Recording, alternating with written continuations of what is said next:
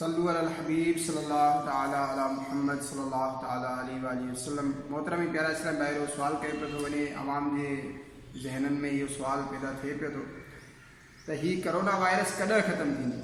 मोहतरम प्यारा इस्लाम भाइरो, इहो त बहितर अल्लाह तबारक व तआला ई ॼाणे थो त ही वायरस कॾहिं ख़तमु थींदो, लेकिन अल्लाह तबारक व तआला जेकॾहिं चाहे त इनखे कुन सां ख़त्म करे सघे। छो जो ही अल्लाह तबारक व तआला जी पैदाइश आहे, अल्लाह तबारक व तआला जो ही पैदा कयल आहे। त अल्लाह तबारक व तआला जंहिंखे पैदा करण जे लाइ को उनखे वक़्तु दरकार न आहे, का उनखे वक़्त जी हाजत न आहे त हेतिरे वक़्त में मां इनखे पैदा कयां, त उहो उनखे ख़त्म करण ते बि क़ादिर आहे। उहो कहिड़े बि वक़्तु कंहिं बि वक़्तु उनखे सॼी दुनिया मां बि चाहे त ख़त्म करे सघे थो, छो जो अल्लाह तबारक व तआला हर शइ ते क़ादिर आहे। असांखे इन वायरस जे अचण खां पोइ जेके असांजा हालात पैदा थिया, असांखे उन ते गौर करण जी ज़रूरत आहे। छा वायरस जे अचण खां पोइ असांजो ख़ौफ़ जेको वायरस जे करे थियो, छा इन ख़ौफ़ जो सबबु मौत हुयो या को ॿियो सबबु हुयो? इहो बि मालूम करण जी ज़रूरत आहे, इहो सोचण जी गौर करण जी ज़रूरत आहे त छा मौत जो जेकॾहिं ख़ौफ़ हुयो त छा असां मौत जी तयारी में कुझु मसरूफ़ थियासीं? छा असां कोशिशि कई त मतां असांजो मौत जेको आहे उहो इन सबब जे करे, इन वायरस जे करे थिए, त छा असां पंहिंजूं इबादतूं, पंहिंजो वक़्तु जेको आहे उहो नेकी जी तरफ़ असां आयासीं?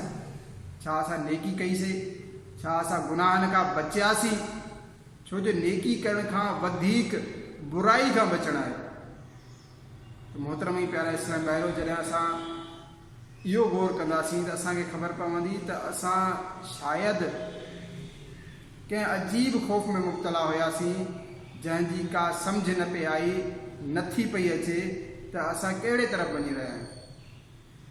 ही करोना वायरस अल्लाह कंदो, अल्लाह चाहियो त इंशा अल्लाह जल्दी ख़त्मु थी वेंदो, लेकिन गौर तलब ॻाल्हि इहा आहे त असांखे अल्लाह तबारक व तआला जी बारगाह में रुजू करणो आहे। रुजू करणो ई पवंदो। मौत जेको आहे उहो सिर्फ़ु करोना जे करे न आहे, मौत सिर्फ़ु हादसनि जे करे न आहे, मौत सिर्फ़ु बीमारियुनि जे करे न आहे, मौत सिर्फ़ु बिजली जे करंट जे करे न आहे। मौत बरहक़ आहे। अवां ॾिठा हूंदा, ठीकु ठाक चङा भला राति जो मज़े जी निंड सुम्हंदे सुम्हंदे मौत जी निंड सुम्ही पिया, कई वेठे वेठे मौत जो शिकार थी विया।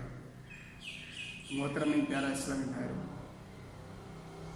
कोशिशि कयो त जेका वांदकाई, जेका फ़ुर्सत हींअर मिली आहे उनखे अल्लाह जे हुकुमनि जी तामील में गुज़ारे।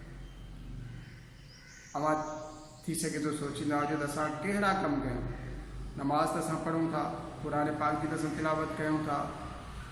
मोहतरम प्यारा इस्लाम भाइरो, अव्हांखे वक़्तु मिलियो आहे पंहिंजे वालिदैन सां गॾु रहण जो, अव्हांखे वक़्तु मिलियो आहे पंहिंजे औलाद सां गॾु रहण जो, अव्हांखे वक़्तु मिलियो आहे पंहिंजे घर वारनि सां ज़िंदगी गुज़ारण जो, अव्हांखे वक़्तु मिलियो आहे इबादतूं करण जो, अव्हांखे वक़्तु मिलियो आहे बुराइनि खां बचण जो।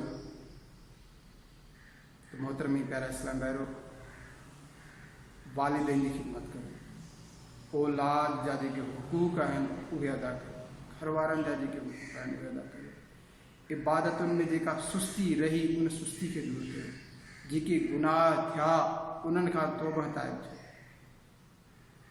ऐं आईंदा बाक़ी जेका ज़िंदगी मिली, का ख़बर न आहे केतिरा साह आहिनि, छो जो ज़िंदगी त साहनि जी ॻणप आहे, साहनि जी गिनती आहे।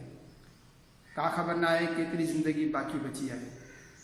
त बाक़ी बचियल ज़िंदगी खे अल्लाह तबारक व तआला जे कमनि में, अल्लाह तबारक व तआला जे हुकुमनि में गुज़ारण जो ज़हन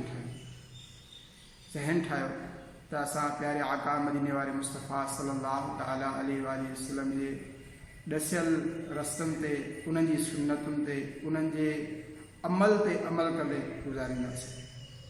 जेकॾहिं ईअं थी वियो, असांजी ज़िंदगी प्यारे आका मदीने वारे मुस्तफ़ा सल्लल्लाहु तआला अलैहि वसल्लम जी सुन्नत जो नमूनो बणिजी वई, जेकर असांजी ज़िंदगी त यकीन कयो असांजे लाइ असांजा वारा ई न आहियां इंशाअल्लाह ज़ल्ज़ल। मां उम्मीद कयां थो पंहिंजे व्यूअर्स खां त ज़रूरु पंहिंजी ज़िंदगी खे प्यारे आका मदीना वारे मुस्तफ़ा सल्लल्लाहु ताला अलैहि वसल्लम जे सुन्नत ते गुज़ारण जी कोशिशि कंदासीं। सल्लू अलल हबीब सल्लल्लाहु ताला अला मुहम्मद सल्लल्लाहु ताला अलैहि वसल्लम।